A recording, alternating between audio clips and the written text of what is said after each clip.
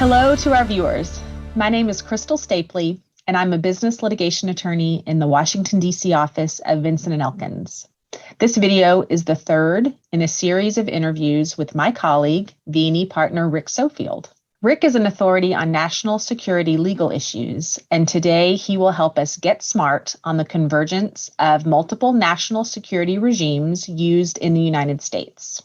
In particular, we'll learn about the interplay between the export controls regime and the Committee on Foreign Investment in the United States, known as CFIUS. Rick, we've discussed before the role of CFIUS in acting as a gatekeeper for foreign investment in U.S. businesses.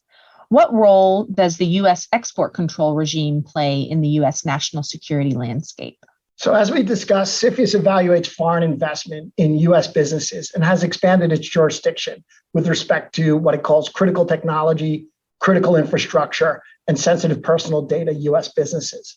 With regards to critical technologies, CFIUS has found that while certain technologies in the past have been prohibited from being exported to hostile foreign governments under our export control laws, there were no rules in place to prevent hostile foreign companies from acquiring those U.S. businesses that produce or design those technologies. CFIUS seeks to close those gaps. So in other words, you're saying that if we were relying only on the export control laws, then a foreign company could have bought a U.S. company that manufactures sensitive technology as long as that technology stays in the United States? Exactly. So long as the technology stayed in the United States and no foreign persons actually viewed that technology, a foreign company could own the technology. As a result of this confusion in regulations, CFIUS was seeing transactions where a foreign company would acquire a U.S. developer of export controlled technology, not file with CFIUS because all CFIUS filings were voluntary at that time, and then violate U.S. export control laws to take the technology out of the United States while hoping they didn't get caught. Or if they did get caught, claiming ignorance and trying to negotiate limited penalties. In either event, the technology was now out of the U.S. and in the hands of bad actors. And what did the United States do to respond to this gap?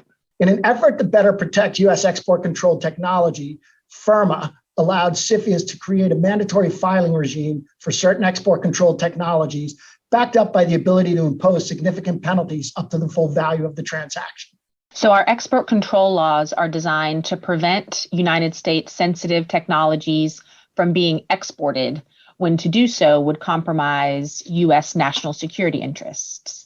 And the CFIUS review process is designed to protect against certain foreign owners purchasing into certain types of U.S. businesses, which actually work in those sensitive areas.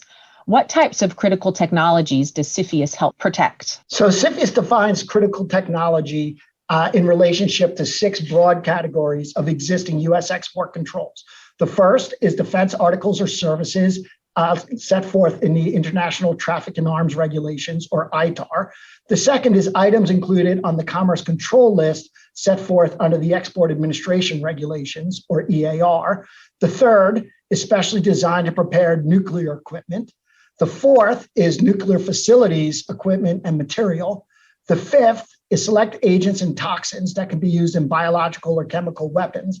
And the sixth is emerging and foundational technologies, which are in the process of being identified and developed pursuant to the Export Control Reform Act of 2018.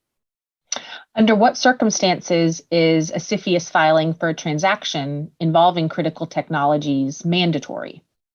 Filing is mandatory where a foreign person is either acquiring control of or making an investment with certain triggering rights into a U.S. business that produces, designs, tests, fabricates, manufactures, or develops one or more of the critical technologies identified in the export control regimes we've discussed.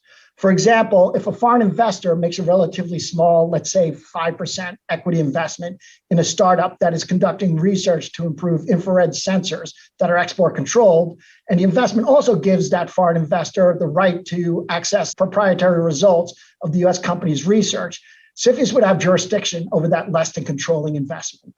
How do parties to a transaction determine whether there are any critical technologies at issue? As we discussed, the critical technologies that CFIUS is focused on are defined in the various export control regimes.